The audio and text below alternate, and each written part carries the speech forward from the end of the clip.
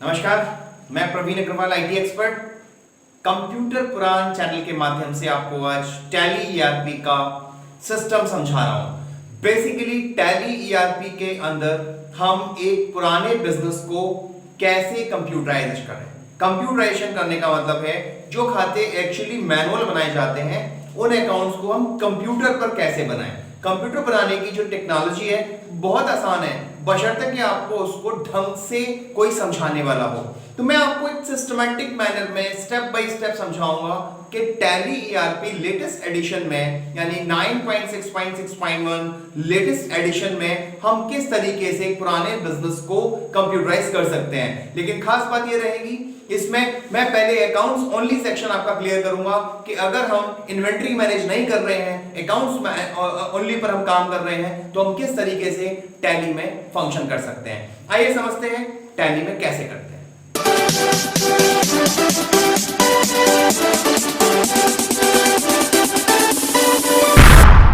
हाँ, तो मैंने आपको जैसे बताया अभी कि हम किसी भी एग्जिस्टिंग बिजनेस को अगर हमको कंप्यूटराइज करना है, मैं अभी आपसे चर्चा कर रहा था कि एग्जिस्टिंग बिजनेस का मतलब क्या है।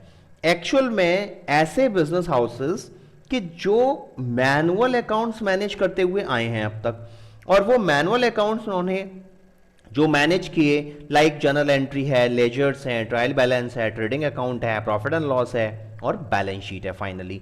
तो उन बिजनेस हाउसेस ने कंप्यूटर पर अपना डेटा माने टैली पर अपना डेटा कोई मैनेज नहीं किया है।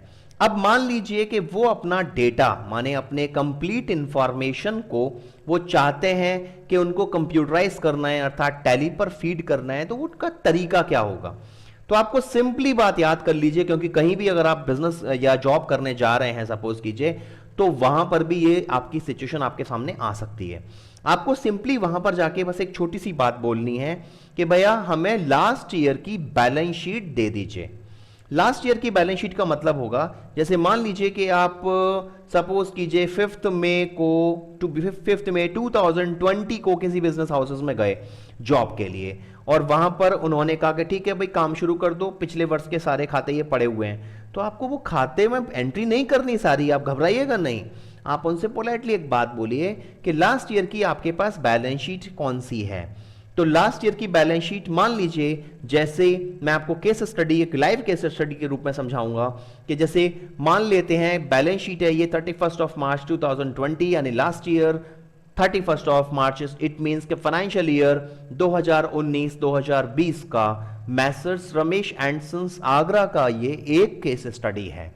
अब इनका रमेश कैपिटल 5 लाख रुपए इनके क्रेडिटर्स हैं, एबीसी अलग अलग अमाउंट्स के हिसाब से हैं, इनका कैश अकाउंट भी है, स्टेट बैंक भी, और ये सारा डिटेल इनका यहां पर आ रहा है एक बैलेंस शीट के रूप में। अब हमें ये टैली पर कैसे करना है, तो आपका बस बहुत ट्रिकी है, मैं आपको बहुत शॉर्टेस्ट ट्रिक समझाने वाला हूं कि आप पुराने बिजनेस को किस तरह से कंप्यूटराइज कर सकते हो। तो उसके लिए हमें सिंपली टैली ओपन करना है। टैली ओपन करके हमें जो भी कंपनी, जैसे इसमें पहले से कोई कंपनी खुली हुई मिल रही है, इसमें मैसर्स मंगलम एंड सन्स, मुझे इसको बंद करना है, तो मैं पहले ऑल्ट F1 का यूज करूंगा। उसके बाद मुझे एक नई कंपनी बनानी है, तो मैं सिंपली क्रिएट कंपनी करूंगा। क्रिएट कंपनी एंटर कर दीजिए, और यहां पर विशेष ध्यान रखिए आपको कंपनी का यहाँ नेम और एड्रेस वही लिखना है। मैं पिछले कई वीडियोस में भी बार बार इसको इंडिकेट इसलिए करता हूं कि कई सारे जो प्रोफेशनल्स हैं वो यहाँ मिस्टेक कर देते हैं। प्राइमरी लेवल की ये मिस्टेक है और विशेष ध्यान रखना है, इसको ही हमें मिस्टेक नहीं करना है।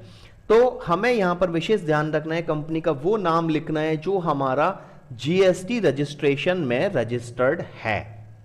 अर्थात जैसे लास्ट ईयर की बैलेंस शीट है messrs Ramesh and sons Agra, तो मुझे यहां पर लिखना होगा मैसर्स रमेश एंड सन्स, ठीक है। और आप यहां पर पूरा एड्रेस भी कंपनी का जो भी एड्रेस है वो लिखेंगे। आप एक बार वेरीफाई भी कर लेंगे जहां पर भी आप जॉब कर रहे हैं उनका टैक्स रजिस्ट्रेशन जो है उसके सर्टिफिकेट को देखेंगे, और सर्टिफिकेट पे जो भी लिखा हुआ है एड्रेस वो यहां लिख देंगे।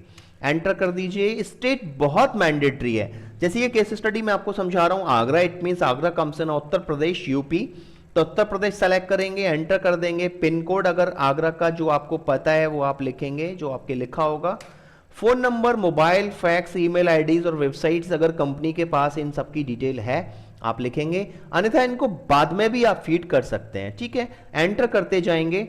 अब ये फाइनेंशियल ईयर आ रहा है तो आपको याद रखना है, सबसे इंपॉर्टेंट चीज है, हमारा फाइनेंशियल ईयर खत्म हो रहा है 31 मार्च 2020, ये खत्म हो चुका है, यानी कि बैलेंस शीट बनी हुई है। तो ये बैलेंस शीट आप 1 अप्रैल 2020 को फीड करेंगे। तो देखो वही मेरा यहां पर फाइनेंशियल ईयर आ रहा है। ये देखो मेरा फाइनेंशियल ईयर स्टार्ट हो रहा है 1 अप्रैल 2020, तो इट मींस आपको यही चीज ध्यान रखनी है कि 1 अप्रैल 2020 यहां पर होना चाहिए, या जो भी फाइनेंशियल ईयर आप पर काम कर रहे हैं वो यहां होना चाहिए।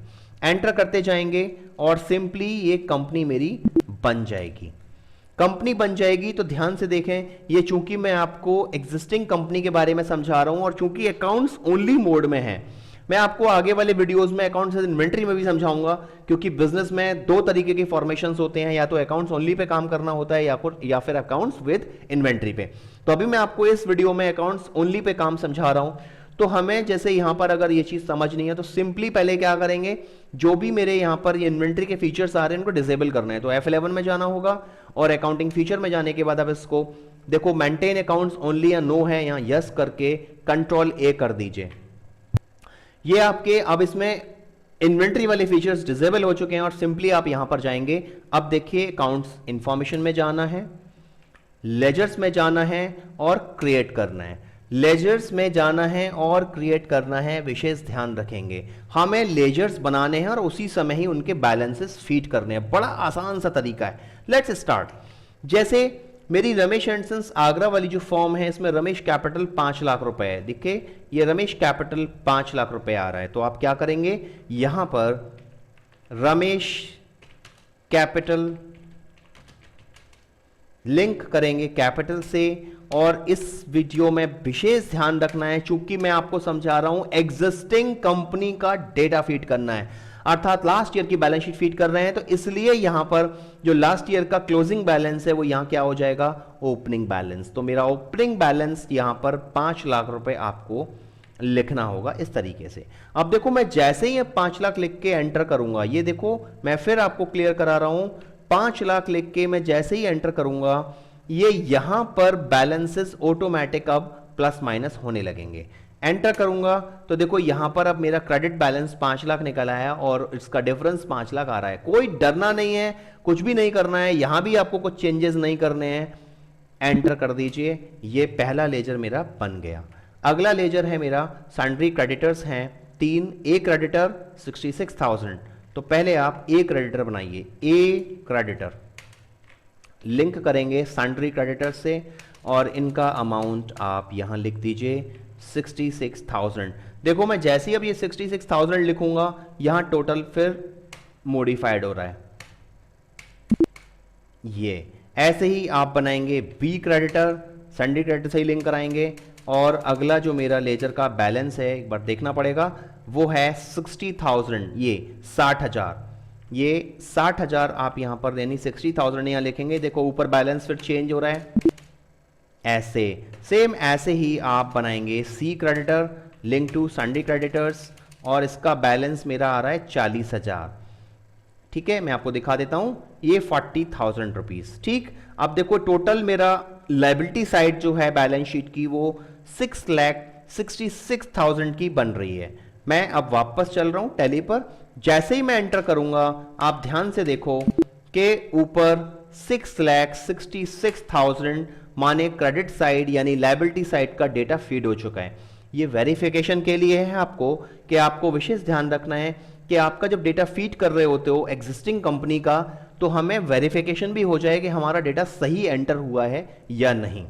अगला चलते हैं, अब आते हैं लायबिलिटी के अलावा असेट साइड में। असेट साइड का पहला कैश अकाउंट है 2 लाख रुपए। तो आपको क्या कर रहे हैं, अब कैश अकाउंट में पहले आपको बता चुका हूं, कैश अकाउंट टैली में जब भी नई कंपनी बनाते हैं तो बना हुआ होता है। आप पेजअप करके चेक कर लीजिए, पेजअप करके जब आप पहुंचेंगे तो देखो ये कैश अकाउंट आ गया। कैश अकाउंट आ गया, तो कैश अकाउंट में आप यहां एंटर करेंगे, कैश इन हैंड आ रहा है और यहां पर 2 लाख रुपए लिख देंगे। जैसे ही आप 2 लाख रुपए लिखेंगे, यहां पर ध्यान से देखिए ये बैलेंस ऑटोमेटिक डेबिट हो चुका है। आपने कहीं कोई चेंजेस नहीं करना है, बस ये विशेष ध्यान रखना है। नेक्स्ट है स्टेट बैंक ऑफ इंडिया 1,40,000। तो अब आप इधर State Bank of India ledger बनाएंगे, बैंक अकाउंट से लिंक कराएंगे और इसका बैलेंस आप यहां लिख देंगे 1,40,000। देखो ऊपर बैलेंस ऑटोमेटिकली डेबिट बढ़ता जाएगा और डिफरेंस कम होता जाएगा। ठीक है, अगला लेजर है मेरा फर्नीचर अकाउंट 50,000, फिक्स असेट से लिंक होगा और इसका बैलेंस 50,000 रुपए आपको लिखना होगा। देखो ये कम होता जा रहा है, ये बढ़ता जा रहा है। अगला है इसी तरीके से मशीनरी अकाउंट 20,000, फिक्स असेट से ही लिंक होगा और आपको इसका बैलेंस भी यहां पर लिख देना है। ध्यान से देखिए ये बढ़ता जा रहा है और ये कम होता जा रहा है। अगला है सन्ड्री डेटर्स, और सन्ड्री डेटर्स हैं मेरे कई सारे हैं, रोहन है, सोहन है, श्याम, ललित है। तो रोहन, सोहन, श्याम, ललित इकट्ठे 4 लेजर हैं, तो आप इनको सिंगल भी बना सकते हैं और मल्टीपल भी बना सकते हैं। मैं आपको एक ट्रिक और समझाने वाला हूं, एस्केप करके बाहर आ जाते हैं। देखो यहां पर मल्टीपल लेजर क्रिएशन आ रहा है, इसका मतलब है कि अगर एक ही नेचर के कई सारे लेजर एक साथ बनाने होते हैं तो यहां चले जाएंगे। देखो क्रिएट में जाएंगे, अब यहां सबसे पहले उल्टा सिस्टम है सन्ड्री डेटर, माने देखो सिंगल लेजर जब अपन बना रहे थे तो उस केस में ऊपर लेजर का नाम लिखते थे और नीचे ग्रुप सेलेक्ट करते थे, जबकि मल्टीपल में थोड़ा उल्टा है, पहले ग्रुप पूछेगा और फिर उसके नीचे लेजर बनाने हैं। तो आपके लेजर कौन कौन से हैं? रोहन 85,000, बस सीधे अब लिखते जाओ रोहन्स कितना है 85,000। ठीक है, फिर है सोहन 20,000,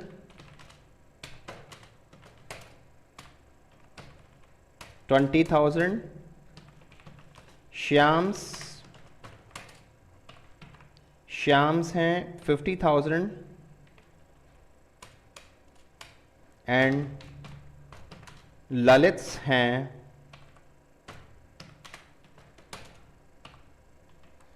35,000। अब आप वापस जाके देखिए, यहीं पर ही देखो बैलेंस मेरा कितना अभी रिमेनिंग, अभी डिफरेंस आ रहा है 66,000, 66,000। क्लियर है? अभी मेरा लेकिन एक लेजर और बचा है फीड होने से, स्टॉक इन हैंड 66,000। तो मैं यहां पर स्टॉक इन हैंड को बनाऊंगा, माने क्लोजिंग स्टॉक इसी को कहते हैं। इसको आप स्टॉक इन हैंड से लिंक कराएंगे और इसका ओपनिंग 66,000 यहां फीड कर देंगे। ध्यान से देखिए, मेरे एंटर करते ही ये ऊपर यहां पर जो मेरा टेलीकास्ट चल रहा था, ऑटोमेटिक वेरिफिकेशन चल रहा था, वो क्लियर हो गया। इट मींस मेरी बैलेंस शीट जो प्रीवियस बैलेंस शीट है वो प्रॉपर फीड हो चुकी है। बिल्कुल आसान है, आप विशेष समझ लीजिए कि आपको पुराने बिजनेस को कंप्यूटराइज कैसे करना है। तो आप समझ लीजिए, पुराने बिजनेस को कंप्यूटराइज करने के लिए आपको लास्ट ईयर की केवल बैलेंस शीट फीड करनी होगी। अब देखो मैं आपको बैलेंस शीट दिखाता हूं। जो लास्ट ईयर की बैलेंस शीट है वो एक तरह से ओपनिंग के रूप में मेरी ये वाली बैलेंस शीट बन चुकी है 6,66,000 की। अब समझिए अब क्या करना होता है। सिंपली अब आपको करना यह है कि 1 अप्रैल से जो आपकी इस कंपनी में, इस फर्म में, इस बिजनेस में ट्रांजैक्शंस हुए हैं उनको सिंपली आप लेजर बनाते जाइए, एंट्री पास करते जाइए। आपकी ये बैलेंस शीट ऑटोमेटिक चेंज हो जाएगी। अपने आप ही हम एक नए बिजनेस को, माने नई कंपनी को, एक पुराने बिजनेस को कंप्यूटराइज कर सकते हैं। तो मैं आपसे एक बार फिर रिक्वेस्ट करूंगा, एक बहुत खास बात, कि आने वाले वीडियो में मैं आपको अकाउंट्स विद इन्वेंट्री के बारे में समझाने वाला हूं। नेक्स्ट वीडियो जो होगा जिसमें आप एक पुराने बिजनेस को जो कि अकाउंट्स विद इन्वेंट्री वाला है, उसको हम अकाउंट्स विद इन्वेंट्री वाले बिजनेस को, पूरा के पूरा बिजनेस जो मैनुअल चल रहा था उसको कंप्यूटराइज कैसे करेंगे। अब मैं एक बहुत खास चीज आपसे कहने वाला हूं कि आप इस वीडियो के ठीक नीचे जो रेड बटन है, सब्सक्राइब बटन है, वो अभी तक आपने अगर पुश नहीं किया है तो मेरी आपसे विशेष रिक्वेस्ट है आप उसको पुश कीजिए और बेल आइकन जरूर पुश कर दीजिए, जिससे कि आपको अगर कोई भी नए अलर्ट्स नहीं मिल पाए तो अगर बेल कर देंगे तो आपको वो अलर्ट्स फ्रीक्वेंटली सबसे पहले आपको मिलेंगे। और सबसे बड़ी बात यह है कि विशेष चैनल जो कंप्यूटर पुराण इसीलिए डेवलपमेंट फेज पूरा कर चुका है कि आपको बहुत सारे लेटेस्ट से लेटेस्ट वीडियोस आपको टाइम टू टाइम हम लोग प्रोवाइड करा पाएंगे। और इसीलिए कंप्यूटर पुराण आपसे विश करता है, आप पूरी तरह से हम आपको विश करते हैं कि आप बहुत लेटेस्ट टेक्नोलॉजी सीखने वाले बन जाएं और आप फ्यूचर में बहुत अच्छी जॉब पाएं। So wish you all the best and happy learning.